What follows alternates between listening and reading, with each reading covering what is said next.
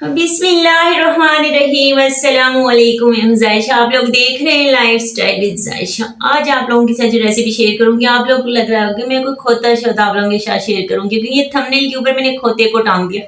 No no, हम खोता नहीं बना रहे, हम खोता नहीं, हम बहुत ही जबरदस्त किस्म की रेसिपी आप लोगों के साथ शेयर करेंगे। खोता हर तरफ आजकल चल रहा है ना, तो मैंने भी सोचा कि खोते पे थोड़ी सी बात कर ली जाए, क्योंकि मेरा जो मैका है ना वो भी इस्लामाबाद साइड पे रहता है, तो मुझे डर है कहीं उन लोगों ने वहां का चक्कर ना लगा लिया हो। तो थोड़ा सा मुझे लगा कि मैं यहाँ पे ना थोड़ा सा आप लोगों के साथ शेयर कर लेती हूँ खोते से। अच्छा, लोगों को लग रहा है कि खोता हराम है, कुत्ता हराम है, ये हराम है, वो हराम है। तो ये जो हराम की कमाई से हम मुर्गा लाते हैं, बकरा लाते हैं, या ऊंट लाते हैं, या गाय भैंस, इस तरह की सारी चीजें वो भी हराम ही होती हैं। वो होती तो हलाल है, हराम कमाई से लाई हुई चीज हराम होती है। 40 दिन तक हमारी जो नमाज है ना वो कबूल नहीं होती, जब तक हमारे पेट के अंदर ना वो असरात मौजूद होते हैं।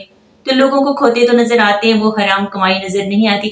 तो मैं ये नहीं कहती कि खोता ठीक है, कुत्ता ठीक है, लेकिन ये है कि जो हराम कमाई होती है ना वो भी खोते से कई गुना ज्यादा जो है ना नुकसानदेह होती है। उसकी भी थोड़ा सा हमें गौर करना चाहिए, हुकूमत को गौर करना चाहिए।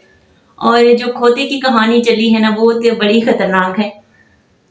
तो हम यहाँ पे आप लोगों के साथ कद्दू शरीफ शेयर कर रहे हैं, बहुत ही जबरदस्त किस्म की रेसिपी, हमारे नबी की फेवरेट सब्जी।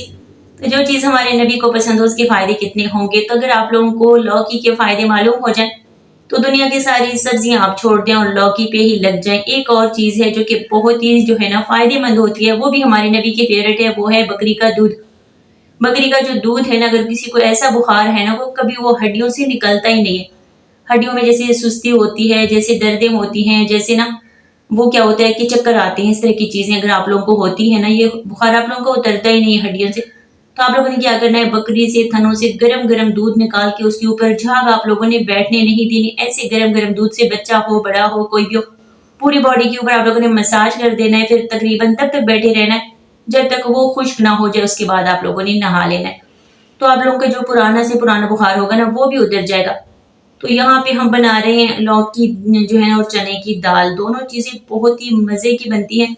तो लौकी का अगर आप लोग जूस पिए तो मैदे के लिए बहुत ही जबरदस्त होता है, और भी बहुत सारे फायदे होते हैं। तो आज जो है ना हम बना रहे हैं लौकी और चने की दाल। तो सब कुछ आप लोगों को दिख रहा है जैसे बाकी सालन हम बनाते हैं। मैंने चने को दाल को पहले अच्छे से उबाला, वो आधा मुझे पकाना था, लेकिन चने मुकम्मल तौर पे मुझसे गल चुके। इसमें थोड़ा सा नमक भी मैंने ऐड किया था। और जब भी आप मसाला बनाए तो चने के ऊपर वाला जो पानी होता है ना उसी में मसाला बनाना है, कोई और इजाफी पानी आप लोगों ने ऐड नहीं करना। इससे जो है ना जायका आप लोगों का बहुत अच्छा होगा, चिकनाई बहुत अच्छी होगी और कलर बहुत अच्छा आएगा। तो ये तीन चीजें आप लोगों ने देखनी है, जिसे कहते हैं ना मद्देनजर रखना है इन तीन चीजों को। तो अगर दाल के ऊपर अभी पानी है ना तो उसी में पूरी हांडी आप लोगों ने रेडी कर लेनी है, बाहर का एक कतरा पानी भी आप लोगों ने इस्तेमाल नहीं करना। तो दाल अगर ज्यादा ना गली होती तो मैं कद्दू के साथ ही अभी इसको ऐड कर लेती। तो यहाँ पे धनिया पाउडर, जीरा पाउडर, हल्दी और उसके बाद लाल मिर्चें और इस तरह नमक, थोड़ा सा नमक, क्योंकि हम पहले जो है ना दाल के अंदर ऐड कर चुके हैं। तो इसको हमने जो है ना देखना है कि ज्यादा ना हो जाए। इसकी अच्छी से भुनाई करेंगे 10 मिनट के लिए, इसको हम कवर करेंगे। ये घी छोड़ दे, ऑयल छोड़ दे, और ये जो भी चीजें है ना रच बस जाएं, कलर अंदर तक जो है ना जज्ब हो जाए। उसके बाद ही फिर हमने दाल को नहीं, दाल के ऊपर जो पानी है ना उसी पानी में इसको हमने गलाने के लिए रख देना है 10 से 15 मिनट तक। और पानी हमने ऐड नहीं करना, बस जो दाल के अंदर पानी है इसी में हमने कद्दू को गलाना है।